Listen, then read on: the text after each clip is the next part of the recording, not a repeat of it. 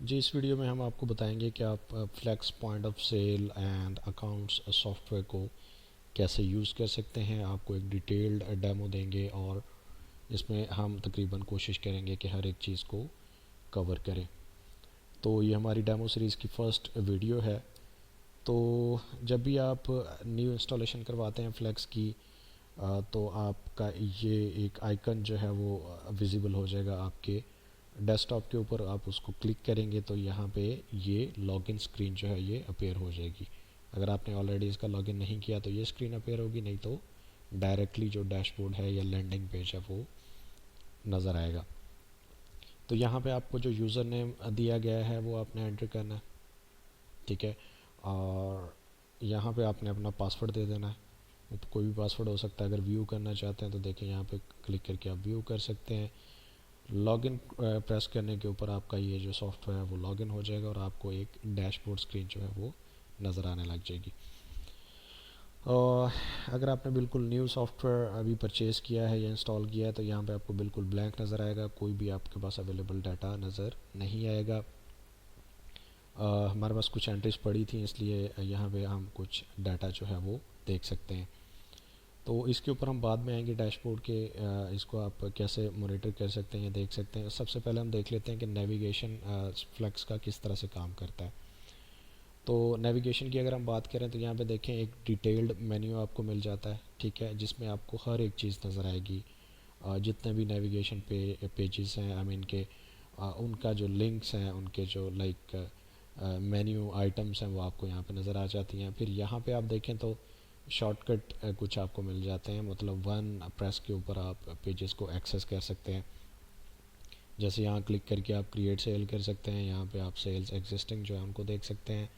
यहाँ पे आप प्रोडक्ट्स के ऊपर जा सकते हैं, लेजर्स को देख सकते हैं। यहाँ पे आप जो आपके अकाउंट्स हैं लाइक कस्टमर्स वगैरह उनके ऊपर जा सकते हैं और यहाँ पे आप सेटिंग्स को जो है वो एक्सेस कर लेते हैं। अगर हम डिटेल्ड मेन्यू की बात करें तो सबसे पहले आपको यहाँ पे सेल्स का मेन्यू है जो वो मिल जाता है। तो इसके ऊपर आप देखें कि आपको मेन्यू आइटम्स तीन मिल जाती हैं। एक सेल्स है। अच्छा, इसमें मैं आपको बता दूं कि जो क्रिएट ऑपरेशंस हैं वो नॉर्मली आपके मेन जो पेज है उसी के ऊपर एडिट का, क्रिएट का, इस तरह से आपको मिलती हैं, ताकि चीज़ों को सिंपलीफाई और इजी किया जाए।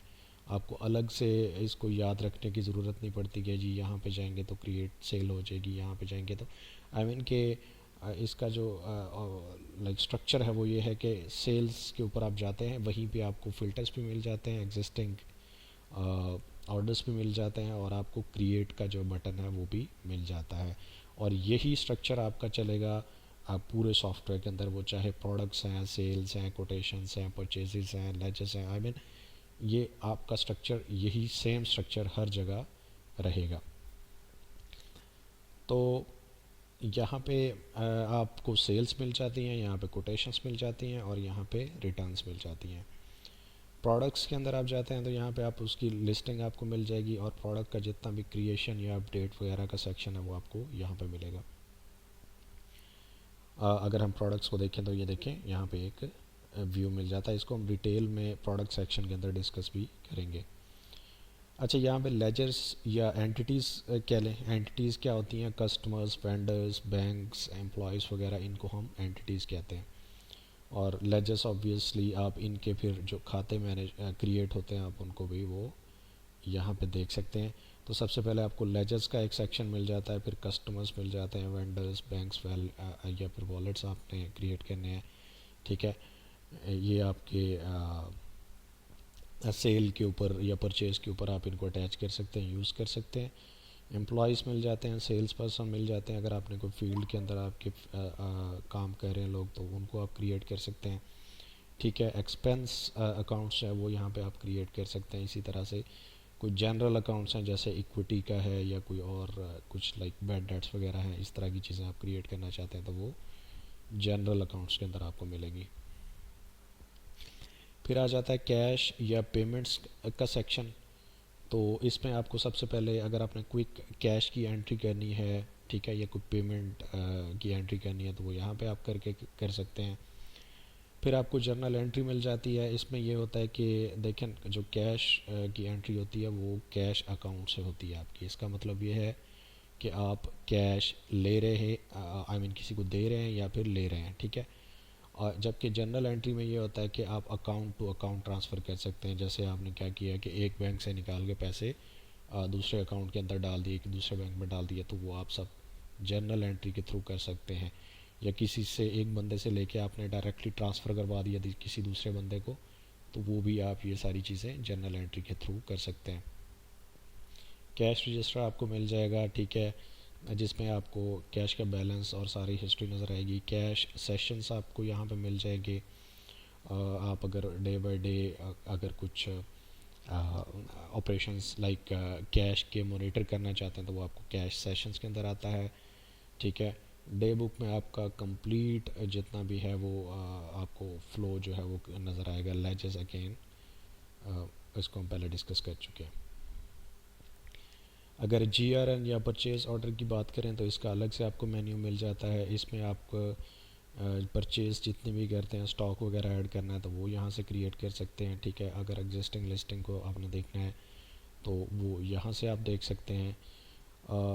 कोई GRN की रिटर्न्स कर रहे हैं, आप परचेज़ की रिटर्न्स कर रहे हैं तो वो यहाँ से आप कर सकते हैं। इसी तरह से ऑर्डर्स जो आप क्रिएट करते हैं, मतलब अभी आपने परचेज़ नहीं की लेकिन उससे पहले आपने वेंडर को ऑर्डर भेजना, तो वो यहाँ से कर सकते हैं। अकाउंटिंग की अगर हम बात करें तो अकाउंटिंग मॉड्यूल में आपको चार्ट ऑफ अकाउंट, ठीक है, general entry, day book, cash register, ledger और यहाँ पे सारी जो रिपोर्ट्स हैं वो नज़र आ जाएंगी। तो आई मीन के अकाउंटिंग का आपको पूरा एक मेन्यू और उसके अंदर मेन्यू आइटम्स मिल जाती हैं। कंपनीज़ या लोकेशंस की बात करें तो क्योंकि ये सिस्टम जो है, ये सॉफ्टवेयर है, मल्टीपल कंपनीज़ और मल्टीपल लोकेशंस को सपोर्ट करता है, तो आपको वो यहाँ नज़र आ जाती हैं। अगर आपने कोई लोकेशन क्रिएट करनी हो, ऑल्दो आपको सपोर्ट को कॉल करनी पड़ेगी, लेकिन वो आपको अनेबल करके देंगे तो आप यहाँ पे लोकेशंस और वो चीज़ें कर सकते हैं।